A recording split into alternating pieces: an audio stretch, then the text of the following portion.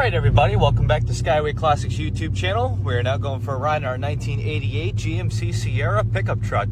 Now of course 1988 was the first year for this particular body style. Before that, you know, it was the box body, which technically wasn't actually desirable as much as these years. But going to the one we have here, featuring a glorious blue and silver two-tone exterior paint job. As you can see, it even has the nice little red pinstripe coming from the sides. Nice 2-inch cowl induction hood upgrade. Even so, you will see that it has the indented bumper in the back, not that stick out bumper that everybody wanted to step on to get into the bed. But even so, for the bed, it does have that fine protection on the inside, followed by a bed liner cover around the top so that nobody would ever try to get into it. But even so, you will see it does have the bigger style mirrors on both sides. Does not have the controls, but can definitely see a lot better than the other style mirrors. But even so, it is a single cab and short bed, so it's definitely more desirable than the old long beds or even the other square body style trucks. But even so, as we move on to the inside, you will see that it is an automatic on the column. It has the tilt column as well, followed by the clean steering wheel. A lot of times I like to mention in my videos that these trucks were basically users. Every day people would use them to move stuff around. Very few of them were seen as collectors or even just pure weekend driver trucks. But even so, you will see it has that blue matching interior. Does have the standard bucket or bench seat. Apologies there for my miscorrection, but even so has the 3 seat belts, which you can fit 3, maybe even 4 people if you tried.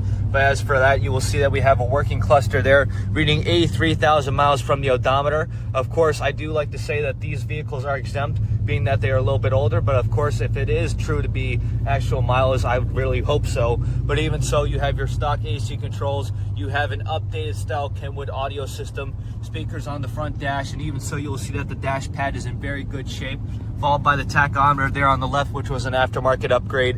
But even so, it is a fine, clean interior, even having the little cup holder sting in there. But even so, as we move on to the engine bay, featuring the 5.7 Chevy engine, best kind of engine you can get for these trucks. Even so, right now we're going to open it up for you just so you get a feel of how it runs.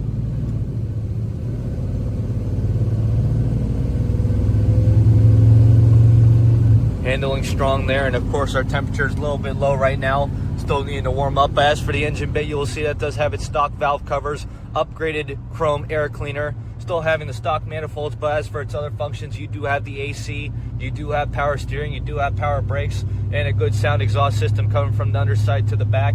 But even so, just the way this truck sits from its exterior to the wheels, even the fine American racing wheels really give it the pop to this truck, unlike all the spare torques you used to see all the time. Even so, quickly before we end the video, we will give you a little bit of a brake test. Strong and steady idle right there. But as for now though, we are just going to get it turned around and up on the lift. So if you have a moment, folks, please stay tuned with us to see the underneath.